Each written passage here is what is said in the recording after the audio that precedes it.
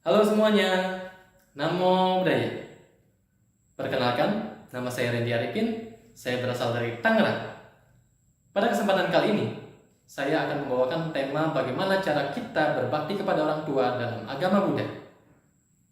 Apakah semua yang ada di sini memiliki orang tua? Jawabannya tentu saja punya. Lalu berikutnya, apakah kita sudah berbakti kepada mereka? Bisa iya, bisa juga belum. Dalam Anguttara Nikaya Sang Buddha menyampaikan, oh para biku, ada 3 api yang layak untuk dijaga, dirawat, dan dipelihara dengan baik, dengan penuh bahagia. Satu dari 3 api tersebut adalah api dari mereka yang layak menerima pemberian. Siapakah api tersebut?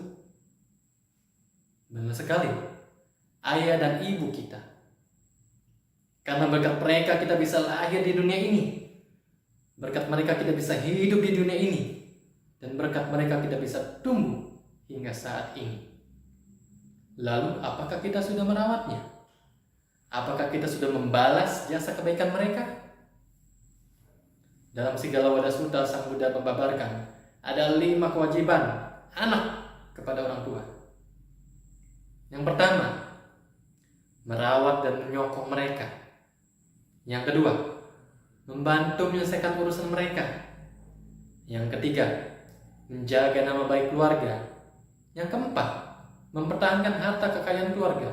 Dan yang kelima, melakukan pelimpahan jasa ketika orang tua kita sudah meninggal. Apakah kalian sudah melakukan kewajiban anak kepada orang tua? Kalian sendiri bisa menjawabnya. Namun, dalam Anguttara Nikaya Sang Buddha lanjut bahwa ada 2 orang yang sulit sekali jasa kebaikannya untuk kita balas. Siapakah orang tersebut? Benar, ayah dan ibu kita. Sang Buddha mengibaratkan menggendong ayah dan ibu kalian di pundak kiri dan kanan, berkeliling selama 100 tahun.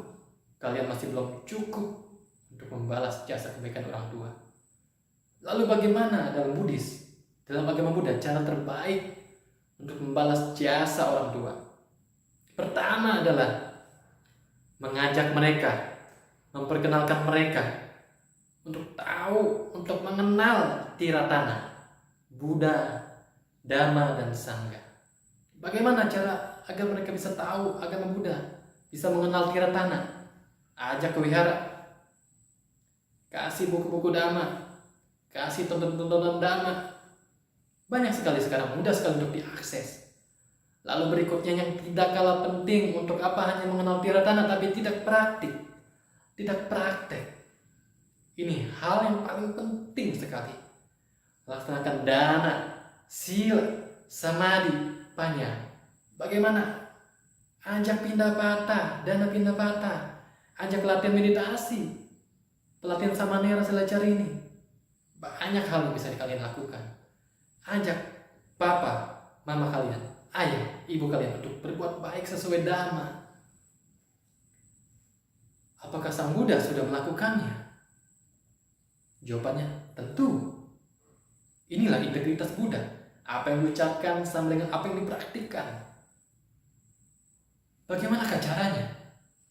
Setelah Sang Buddha mencapai penerangan sempurna, ia datang, ia berkunjung ke Kapilavastu.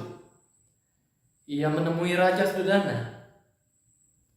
Ia mengajarkan Dhamma yang ia temukan kepada beliau. Raja Sudana akhirnya mencapai tingkat suci yang pertama, yaitu Sotapanya. Lalu ketika Raja Sudana sakit, Sang Buddha datang kembali ke Kapilavastu. Ia kembali menemui Raja, merawatnya, dan ia memberikan obat yang paling mujarab bagi dunia ini, obat Dhamma. Ia sampaikan kembali kepada Raja Sudana, dan akhirnya Raja Sudana mencapai tingkat suci arahat. Ia pun meninggal dengan tenang. Lalu kepada ibunya, ia pergi ke surga Tawatimsa. Selama 3 bulan, ia mengajarkan Abhidhamma kepada ibunya dan dewa-dewi yang lain. Kita sama-sama tahu, 7 hari setelah Pangeran Siddhartha lahir, Ratu Mahamaya meninggal dunia. Ia pun terlahir di surga Tusita. Sang Buddha tidak lupa untuk membalas jasa kebaikannya. Ia datang, ia pergi ke alam surga. Ia mengajarkan Abhidhamma, ajaran tertinggi. Lalu di akhir, Ratu Maya mencapai Sotapanya. Itulah contoh nyata bagaimana Sang Buddha berbakti kepada orang tuanya. Lalu bagaimana kita? Ya, Sang Buddha sudah mengajarkan caranya. Ajak untuk mengenal Tiratana, kemudian praktik Dhamma itu sendiri. Demikian bagaimana cara berbakti dalam agama Buddha kepada orang tua kita. Silakan kalian bisa lakukan dengan baik. Kalian bisa ajak wihara, apalagi saat sedang pandemi seperti ini. Kalian bisa ajak untuk papa mama kalian berbuat kebaikan dari rumah. Sokong kesehatan-kesehatan, makanan-makanan kesehatan, vitamin dan sebagainya. Terima kasih.